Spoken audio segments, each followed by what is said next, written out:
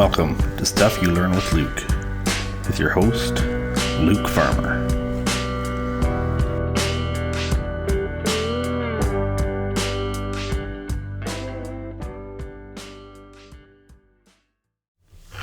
So a couple of things before this episode begins, and one of them is I want to apologize to my listeners for a little bit of wind noise that you get through the microphones. Dawn and I recorded this episode in front of my house on my patio. Wind sort of picked up as we were getting started, and at that point we were committed to where we were. I've done my best to try to edit that out. Hopefully it works out for everyone to listen.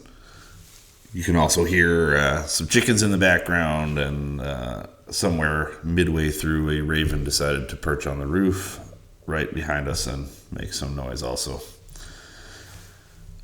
We're finding it's a little bit of a tough time of year to try to get guys for interviews. Everybody's busy seeding and wrapping up with that and getting ready to start first cut, silage, and hay.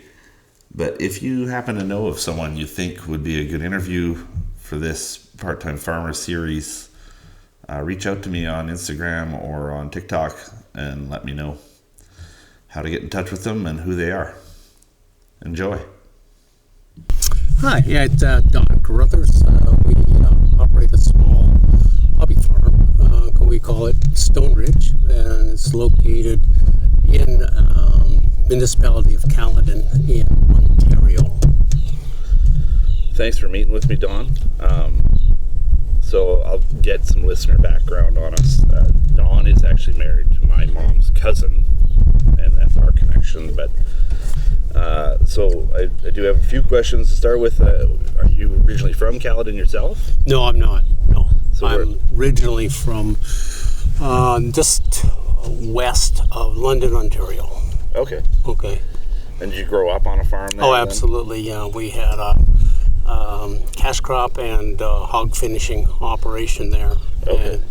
And when we raised there, worked there, and then went to the University of Guelph and graduated from that. Let's say a long time ago. Okay. And then moved to Caledon after we got married, and that's where the farm's located now. Yeah. So then that technically makes you, that's one of my questions, is that you are a generational farmer because you come from a farm family. But then you also are farming a generational farm property, but it was Cheryl's family's farm. That is correct. It's the family farm which my wife was born and raised on, yes. And so now, what was your main commodity that you got into when you started farming on your own? The main commodity was beef cattle, beef cow-calf, and we had that for, and we still do to this day, for a number of years as a primary sideline, if you will. Yeah. And then what drew you into the beef? Always liked beef, even though I was raised on a hog farm, which was primarily hogs. We had beef cattle too. And then post graduation, I went and worked at Ontario Stockyards as an alley boy. I wanted to learn more about marketing of beef, right. Understanding it a little bit more, and so that's what kind of drew me towards the beef industry more than anything else. Okay. So now you also worked off farm. Can you tell me a little bit about what you did as a career off farm? I know it's probably shifted a little bit over the years, but yeah, you always start at point A and end up at point Z. And it's a long and winding career. As I say, when I started out using my university degree, as I was working in the turkey industry, which I had no experience in, but it was again a learning experience. Right.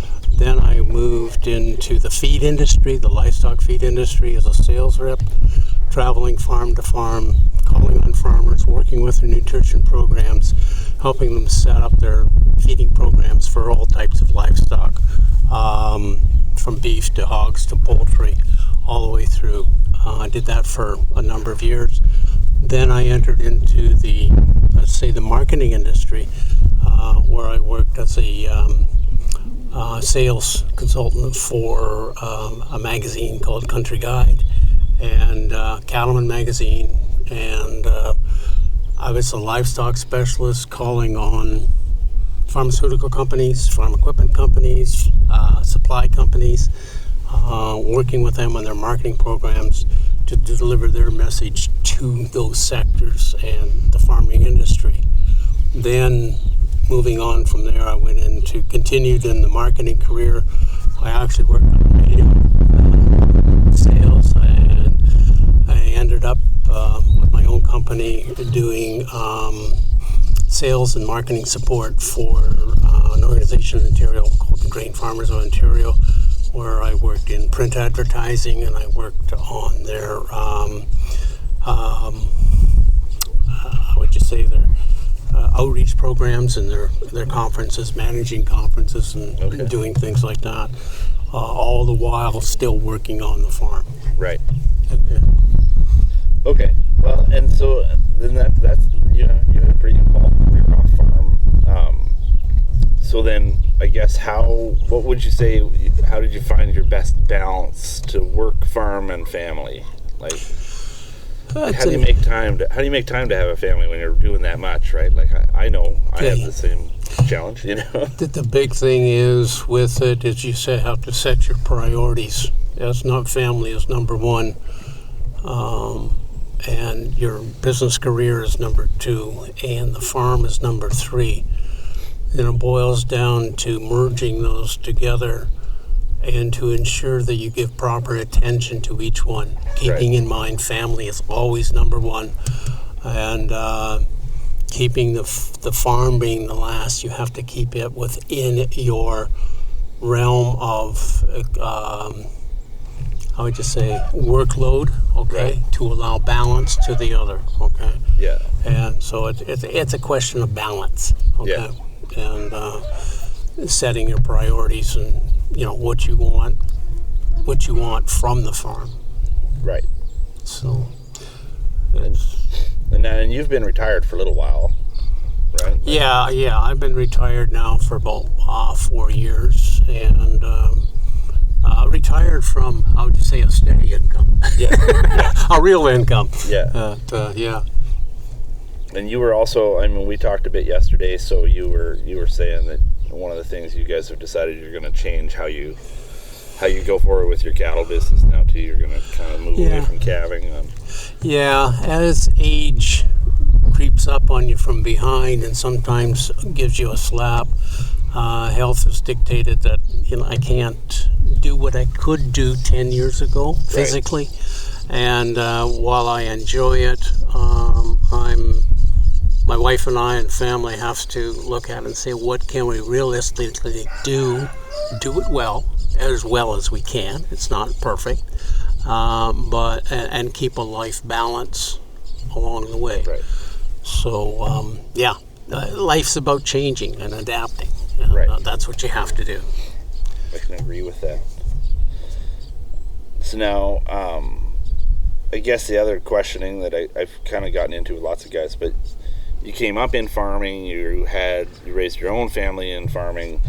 Were you involved with Young Farmers or 4-H or any other organizations? And when I was young, I was involved in 4-H, but I must admit I was not a star member of 4-H, and it just wasn't my macho. And I applaud people that do 4-H and do the leadership programs, because I think they're great.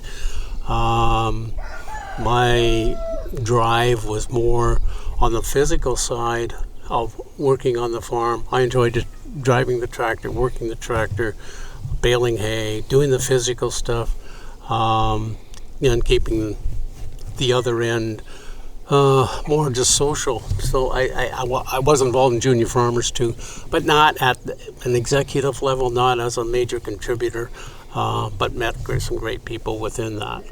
So I would applaud it and encourage anyone to always reach out for more education and more understanding and community. Right. So. Yeah. Which is, and that's I often say that that's the biggest key is once you figure out you're never going to have all the answers, you might actually have become what you thought you should become. Mm-hmm. That's right, yeah.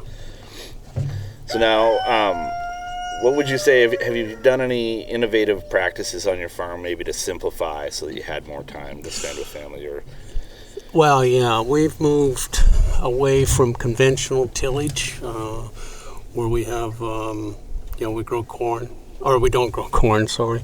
We grow soybeans and oats and hay and a bit of pasture, because we only have about 75 acres workable. When we rotate those particular crops around.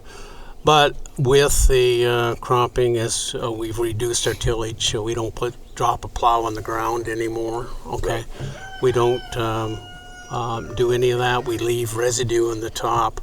I'm a firm believer in conservation tillage, and doing what you can with as little disturbance. I've worked soil disturbance. I've worked with the local conservation authority, and I've worked with various other organizations whereby we use cover crops. We plant, we take the oats off and whatnot, and soybeans.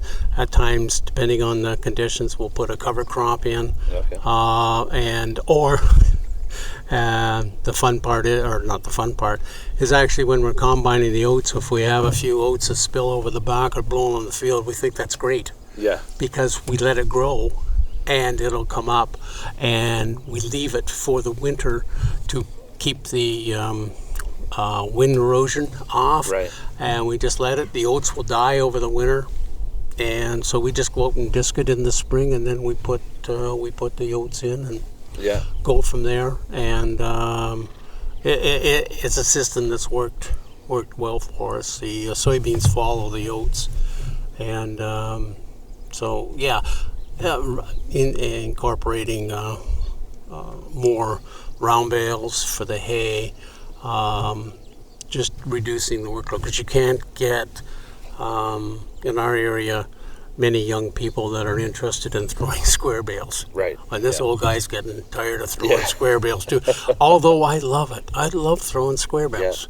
Yeah. At the end of the day, you can look back and say, boy, the barn smells great. That looks great. I've done something today. Yeah. And something that you don't get in a business desk atmosphere. You don't get to see your end result. I say all the time, my two favorite things to do on my farm is spread manure and make small square bales. And I have the same problem. Nobody around here wants to come help me throw small square bales. That's true, and you can only count on families so long. They've got a life too. So, and then you guys have been farming a long time. So have you had any involvement? Like, have you received any awards or recognition from any organizations you've been involved with? Yes, we have been recognized by the local conservation authority for our environmental practices. Okay.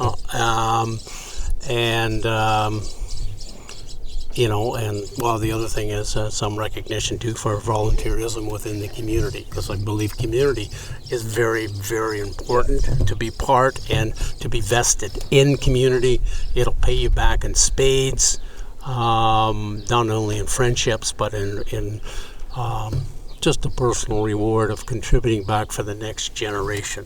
Yeah. And if we don't contribute, we don't step up, how can we expect the next generation to? Yeah, exactly. Okay, so it's been a rewarding experience working with the local conservation authority. To how would you say? We're the headwaters of the Credit River, one of a few pristine rivers left in Ontario for trout, and we want to ensure that the runoff from our facilities does not enter into that. So we've gone to putting in cementing our cattle yards, eave-trouging all the barn, all the buildings, water rainfall that falls on the barn never touches the ground, and it's all channeled away underground, away from any manure packs, And the manure pile is pack is put on cement. There's a water catchment area that catches any runoff from that, so it can't enter beyond the property into the watershed. Right. And so we're very conscious of that and very pro-environmental stewardship to not only to soil, but to water, to all the things we hold close and dear to ourselves and we need for the next generation. Yeah. So then, now that leads me into a question I had asked before, but to go into that kind of care and to plan like that, it must have cost quite a bit of money to put some of that infrastructure in. Were you eligible for grant money towards some of that? Absolutely. The environmental plan that is available in Ontario provides a program by which you can get some funding. The local conservation area also provides funding. Economically, what we did by cementing the yard, doing all this sort of stuff, makes absolutely no economic sense. Yeah. Okay? Yeah. It makes environmental sense. And to do that, you have to have, and I don't feel guilty about it, of getting these funds that are available because it's for the benefit of everyone downstream from us, that the water that the fish is in or they swim in or they drink is safe. Yeah. Okay, and that's, in Ontario it's very, it was brought to light through Walkerton issue where we had a major problem with some runoff, and it just flipped the switch and says, we as agriculturalists have to do a better job. Yeah. Okay, and to do a better job, we need support. And that funding, I was fortunate enough, or my wife and I were fortunate enough, to get some really good support to put those programs in. Not 100%, because economically, it makes no sense. Yeah. It makes absolutely no sense to spend what we spent for the few cattle that we have. Right. Yeah. It's a no-brainer. And unfortunately, people don't do that. To the same, it depends on your land base. But in Ontario, our land base is getting, we're getting so urbanized that we have to do these programs for the benefit of everyone. Yeah. Well, and it's that I'm going to specify that a little bit more, but that's southeastern Ontario, eastern Ontario for us, like where we are, northwestern Ontario. There's still tons of land. It's just not developed, right? Like, it's not agriculturally developed. It's not agricultural, and you don't have the population density. Yeah. Okay, exactly, per square. Well, I'll say per square mile up there, and down and on back home, it's per square foot almost. It's on our one concession road when we first moved in or took over the farm. There was only, I think, about 4 families living on the road within a 2-mile span. Now there's 25. Right. Okay? Yeah. And they all are on groundwater. Yeah. Okay? So it's like, yikes. We cannot do this to our neighbors. No, we have to right. do a better job. Yeah. Okay? Yeah, makes sense. I really like that you've gone down that road, because it's something lots of guys pussyfoot around, I think, and is their belief on that. And don't be afraid of the Conservation Authority. Many people I talk to say, I don't want to deal with the conservation. They won't let me do this, won't let me do that. It's all negotiations. It's all just laying your cards on the table. Yeah, you can run into problems, okay? Yeah. But if our conservation is not there to roadblock you, but I find to assist you in negotiation, to say, this is where I want to go. What do you have to help us? Right. And our local has been very, very good to me. Yeah. Not to everyone, but I've been fortunate that we've been able to find the people within the organization that have helped us move forward. Right. So now you guys are still, you do a bit of beef production. So are you doing direct to consumer sales on your beef, or do you? Pretty well, yeah. It's all freezer beef. Okay, we sell quarters, halves, and right down to the freezer pack, which we call the freezer pack. It's a 25-pound grab bag or freezer pack that fits in the fridge freezer for the smaller family. Yeah. Okay. It's a little more work. Man, we don't go out and pursue the business per se. It's just word of mouth. Okay. We're too small to do that, and we just do it basically for friends and family or somebody that wants it. That's fine, and that business is growing. That in our very, very small herd, relatively. We always kid around. People say, "How many head do you have?" I like to say, "How many feet do you have?" Because it sounds much more impressive. Yeah. Right? If you end up and say, "I've got 40 feet," you say, "Whoa, that's great." Well, that's only 10 head. Yeah. Well, 40 feet sounds big, because we're not big. Yeah. But anyway, that's kind of a joke that we have around. It's not how many head, it's how many feet. Yeah. Yeah. Yeah, I like that. Well, and that answers my question, because one of my questions was going to be, what's been your best source of marketing? But word of mouth is, that's what. Word of mouth is, and don't. I find that you let it grow, let a business grow organically, and take your time. Yeah. Okay. I often see people that want to get into the freezer trade business, and beef freezer trade or chickens or whatever the case may be. And that, we're going to put in 400 chickens, and we're going to put in 50 cattle, and we're going to go into the freezer beef business, and we'll do this. And it works for a little while, and then it fizzles. Because the amount of work it takes to do that, to educate the consumer about what they're getting, so they understand when you buy a 800-pound carcass, you don't get 800 pounds of meat. Right, yeah. And it's not their fault. It's just they haven't been raised with that you have kill out, you have shrink, you have all these things that come in, and you're not going to get 800 pounds of meat. And I hear these horror stories of people, you can buy a half a beef and it's 400 pounds, and they go home and they weigh it and it's like 250 or something like that. And you ripped me off. Well, here's your bones, here's your shrink, here's your, and enter in. And a lot of it is just connecting with your consumer and helping them, educate them on what they're getting, and to give them an understanding. Well, and there's there's such a huge disconnect now too with the general public as to where their food comes from. Oh, absolutely. And there's a lack of understanding because they go to the butcher or the grocery shop. And oftentimes I'll get asked, on the freezer beef side, I have a customer comes and says, I want prime rib, I want ribeye steak, and I want rib steak, and I want T-bone steak, and I want rib steak, or strip loin, and I want tenderloin steaks. And I'm thinking, I explained to him, I says, you realize you're all talking about the same thing. Yeah. Where your strip loin comes out of your T-bone. Yeah. Your tenderloin comes out of your porterhouse. Then you have your T-bone. And then you have your rib steak, which is your prime rib, that's cut. Yeah. And if you want a boneless, it's called ribeye. Yeah. I can't give you all. It's all the same. But they don't have it's not their fault. No. Exactly, but you have to explain to them, say, you're asking for the same thing. I can't do that. Yeah.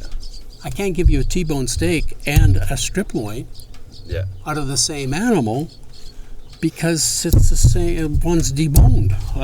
It's the same muscle. Yeah. So it's education. And I guess part of it comes back to is I enjoy the fact of helping people understand where their food comes from. Yeah. And that, come to the farm and have a look at the animals, have a look how they're raised, they're out on pasture, they're floating around. We like to give them a good life. Right. Okay? Yeah. So, they're comfortable and whatnot, but as it turns out, they mature, and that's time to move them out and explain to the customer where it's coming from, how we do it, and try to do it as much organically as we can. Not organic farming, we're not organic farmers, but to do it for, how would you say, simplistic. And if I had to name it, I would say it's Grandpa's beef. Right. That's what we're trying to raise. It's the beef that my wife's father and my father, that's the way they raised it. Right. Slow, steady, smaller breeds, quieter breeds, under comfortable conditions. That's the way they raised their beef. Yeah. And I fondly remember coming to my mother-in-law's for dinner before we were even married, and it's like, wow, this beef tastes kind of good. Yeah. But I stuck around.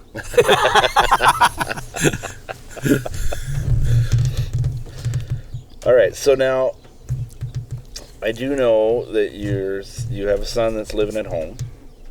Technically, he's in his own place, but at the farm. So, do you have a farm succession plan?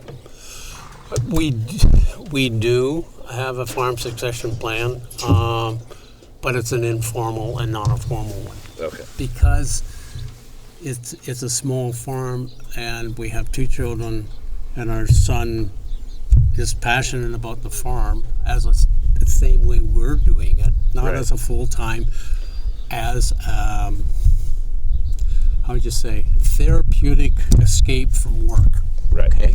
And he loves it, and his roots are there. So it's going to stay within the within our daughters and our sons. Yeah. Okay. So it's not a formal succession plan. Yeah. As you would have to do if you had a corporation and a large operation. Right. Okay. Yeah. So now I'm going to circle back around because there's a couple things that are creating thoughts in my brain. But you said you figure you had about 75 arable acres on your place. Approximately, yeah. Okay. And what is your acreage size? Are you a full quarter or no? We have a total 100 acres plot.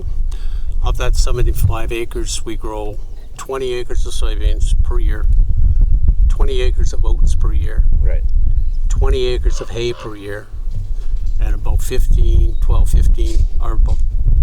acres of hay per year, or a pasture, sorry, and the rest is homestead, okay. The buildings and that sort of stuff.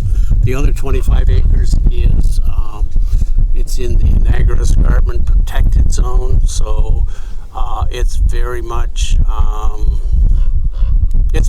we've taken it out of agriculture. Okay. Okay, the cattle do not get on there. They don't roam in the bush. The bush is just left. Okay. Right. And let nature bring it back. That's the way it was. So what we're doing with that 25 acres is just reforestation, setting it up, and you can't farm it anyway. And the production was always so low. Why? Yeah. We're not in the business to have every square inch produced. Right. Yeah. Okay. And so we're putting it back into conservation practices with tree plantings. We do a lot of tree plantings. We do wetland habitat for the birds and the wildlife. And so all that's done to sustain it and to make sure that the next generation has what we enjoy. So and then you said you have about 12 acres of pasture? Yeah. And then to run your cattle on that, you're rotating them. You run a pretty good rotation system. The pasture is primarily permanent pasture. Okay. We have rotational grazing set up in it that we rotate through that during the course of the summer. We usually can run about 1 cow-calf pair per acre. Okay. And whatnot, and then stepping back, I'm not sure. We're kind of in a transition now where we're going to go with the cow-calf and how we're going to handle that. But the soybeans are in as a cash crop for a number of reasons. One, it's less work. Yeah. We have a custom operator that combines it for it. We plant everything. Okay. We tillage everything ourselves. Yeah. That's our therapeutic farming. Okay. You get us out of the phone. When I was working, it got me away from the phone, and then cell phones come along, and then you take it with you. So you're really not away, but you turn it off. We hire someone to come in with a combine and combine it. Right. It just doesn't justify it. So we have the 20 acres of soybeans, 20 acres of oats, it provides the straw, the bedding for the cattle. The 20 acres of oats will supply enough oats to feed the calves through the winter, and also leave enough there that we have an arrangement with a local feed mill that take our extra oats, and it's kind of a swap, oats for corn. Okay. And then he brings the corn in, and we feed that to finish the cattle. Right. So there's really no cash exchange, so we can grow enough there. We don't buy commercial supplement, and I must admit, I was in the feed business for years, and if I was a commercial operator, I would strongly suggest you continue with that. Okay. Yeah. But I look at the oats as a high protein. Right. We feed second cut hay to the calves and the oats, so they meets their protein requirements, and the minerals that we feed will balance that up. We're not looking for the highest average daily gain on the cattle. I like to age them twice. Okay. By that I mean slowly grow these cattle. Right. We have Herefords. They're not a big carcass. Don't feed them fast, so just go to butter on you, too fat. But we slowly raise them for a lower average daily gain. But we introduce a high energy diet near the end to get the marbling and the finish on them. So they're a little older when they go to market. I like to think that provides a different flavor to the product than you would if you push it. Right. Then they're dry aged, of course, for 3 weeks. But hanging. I akin it to, and the guys at Kentucky Fried Chicken may want to shoot me, but that type of product, I find that young chicken doesn't have the flavor. That's a personal opinion. It grows so fast. Yeah. When you're looking at 58 days from conception to the time it's in KFC, it's not a lot of time to develop any taste. No. Whereas if you take an older roasted chicken, that's maybe twice the age, that's run around the farm, maybe it's free range, maybe it isn't. Yeah. But it goes up to 8 or 9 pounds. But it's 2 or 3 times the age. To me, again, the flavor tastes different. I akin it to the same thing in the beef. Slowly raise it up. Yeah. Because it's not a bona fide economic model you want to follow. It's a lifestyle. Yeah. And it's something different that we enjoy. It's not our living. Right. And that's why we can afford to do it. But if I was operating a beef feedlot, you couldn't operate it the way we operate. That's right. Yeah. Okay. Yeah. And that's what makes it unique by having something small. Yeah. And I chuckled the other day. We finished seeding, and I taking back extra seed to our supplier. And he says, you're all done. And I said, yeah, we finished up. It's been a very, very wet spring. Very difficult spring for everyone. I said, well, it's one of those times I'm glad I'm a small farmer. Yeah. I'm done and whatnot. I don't make any money, but I'm done. Yeah.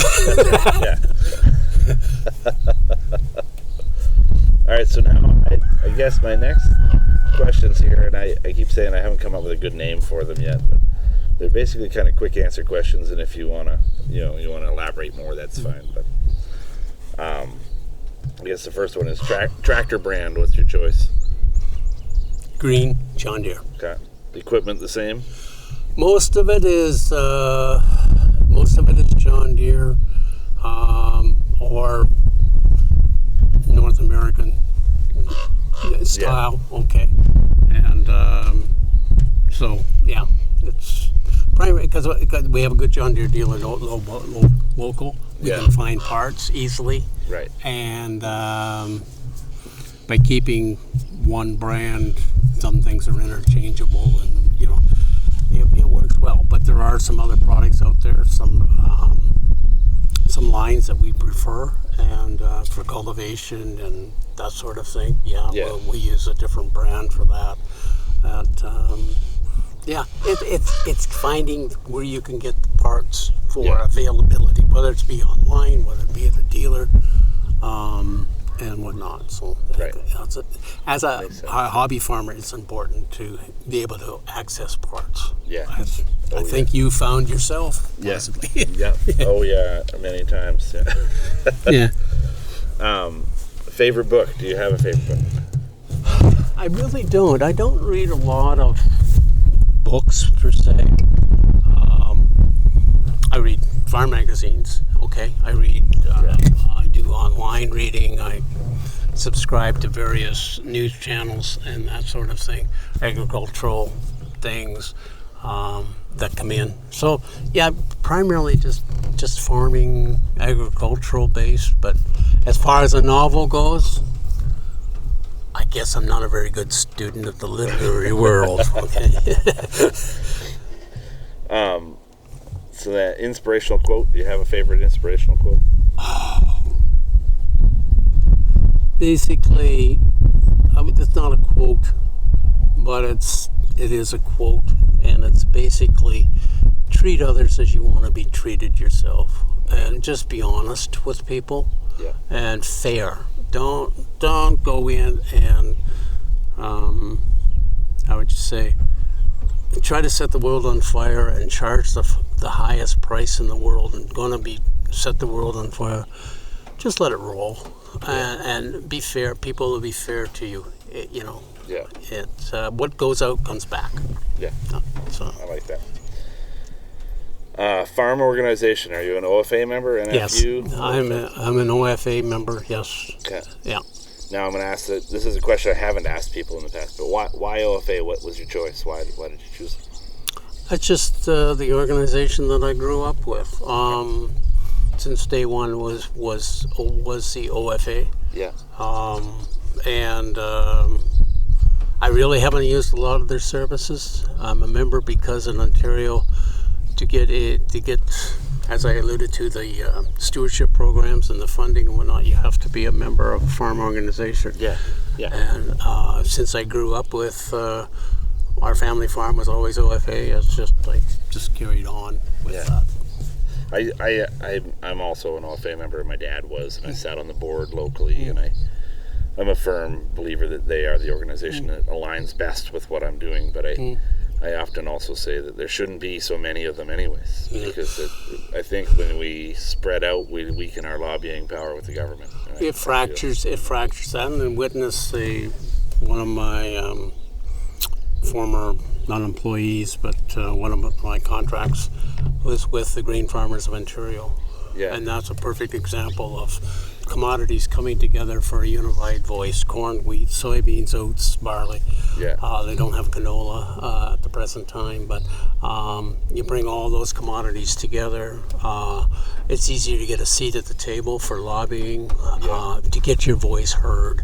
Yeah. And understanding there's differences between each commodity on their needs and whatnot.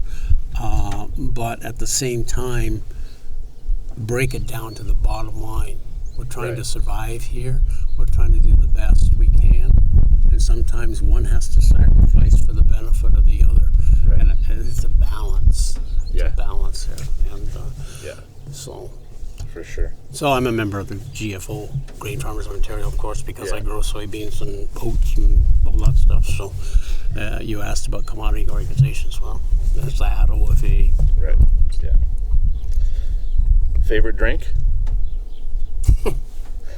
Until I went out on my last medication, was a Scotch. But and look out, Scotland! I am coming back. I'm getting off this medication. So give me a good Highland single malt, and I'm good to go. And a coffee. Yeah. And then truck brand. Oh, GMC. GMC Always. I haven't always been GMC, but I've been GMC for 30 years now. They're not perfect. I don't know one that is, but I guess it's like anything. You get into your comfort zone and you go with it. Yeah. I think each one has its benefits and whatnot. Well, I was raised on Dodge, and I drive GM products now, and I always tell people when they get going on that, that rivalry between truck makes, I'm like, they're all junk nowadays. It doesn't matter what you buy. Well, choose your poison. Yeah. They're not trucks anymore. They're how would you say, passenger vehicles, like the ride in them, the control, and then the things. I remember pickup trucks with a standard, 3 on the tree, that sort of thing. And I remember when I was growing up, the one neighbor bought a truck, and lo and behold, it was an automatic. If you can imagine an automatic transmission truck, and I was told they'll never last. They won't stand up. They'll never have an automatic transmission in a truck.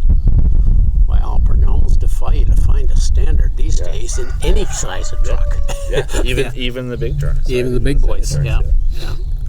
That's what you get talking about choosing your poison, or that rivalry between trucks. When I bought this truck I'm driving now, I went to every North American brand. I looked at GM, I looked at Dodge, I looked at Ford, and honestly, the nicest truck to sit in and drive was the Ford.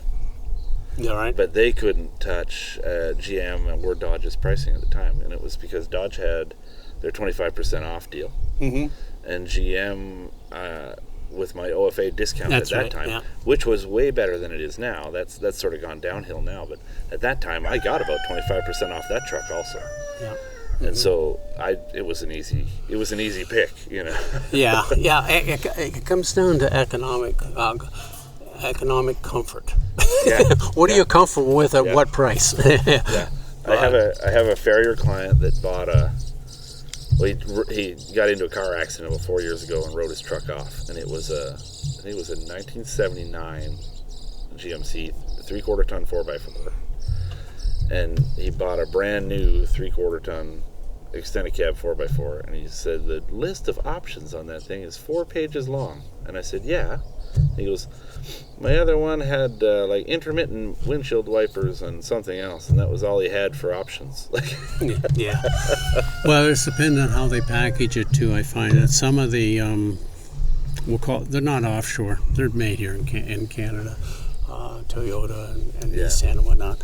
I do find with them when you go in, the packages, they're all included. Everything's included. Like, here's the price of the vehicle, and the vehicle's built with these options. And those are the options that you get. You don't get to add this and add that.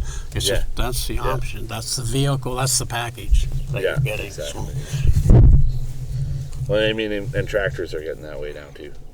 To buy a new tractor, they're all pretty cushy compared to what we were driving 20 and 30 years ago. And to some point, to me, as a part-timer and a guy that likes to kind of fix things up a wee bit, the new tractors are beyond what I can do or what my son can do with electronics and whatnot that are in them. Yeah. That's why our tractor's 30 years old. Yeah. Because it's the old standard, virtually non-computerized, that even an idiot like me can almost fix it. Almost. Not all the time, but almost. But when you get into this electronics, it's like, whoa, you don't, even you're in your car, or your truck, it's like you can't even change spark plugs anymore because they're, used to be, you change your oil, you change your plugs, you change that, you do it yourself, get a little grease on you, and life's good. Yeah. Today, you wouldn't want to touch it. You couldn't find it. That's about it. Actually, we've driven diesels for years. My wife came home a few weeks ago, needed her fuel filter changed. I said, I can do that. I've done lots of them. And I'll be honest, I didn't crawl under the hood and really look, but I opened the hood and looked around and went, I don't know where the hell this thing's supposed to go. And I was like, I don't have more than 10 minutes. I'm not going to mess with it. She ended up getting it done this week at a shop, Yeah, that's what it's gone to. And even putting a new battery on. It's like you got to take this support bar off, and then you got to loosen this nut, then you got to loosen that, and then you get a battery and try to squeeze it in, and there's just a certain way that it moves to get it in. And it's like, this is like shoving a rope uphill. It's like, I just want to change the battery, but it's just the way it is these days, and we're not going to change it. So we have to, like anything, adapt and do what we can do, and you operate on the KISS principle. keep it simple, stupid. Yeah. Because Yeah. I'm stupid. Okay, just go keep it simple. Don't complicate it. Yeah. Okay? That's right. And Well, Don, thank you so much for sitting down with me. it's been a pleasure. Yeah, it's been excellent, and hopefully we get to see more of you. Well, you're always welcome to pop in, and I'm always willing to listen. I always like to listen more than. Well, I do too much talking, but I've been told, and I recognize that. But it's always nice to share, and I think that's our biggest source, is sharing information in various mediums and platforms, and do a little root farming, and just have fun with it. And the biggest thing is to be in control. Don't let it get out of control. Do what you can do, as small as it may be. Just do what you can do it well, and you'll enjoy it. Yeah, perfect. All right, well, thank you very much. You're welcome.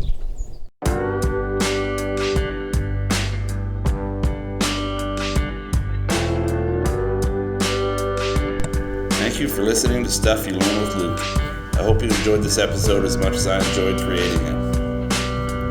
If you want to keep up to date for the next episode, follow me on Instagram at Stuff You Learn with Luke, or on TikTok at Stuff You Learn with Luke.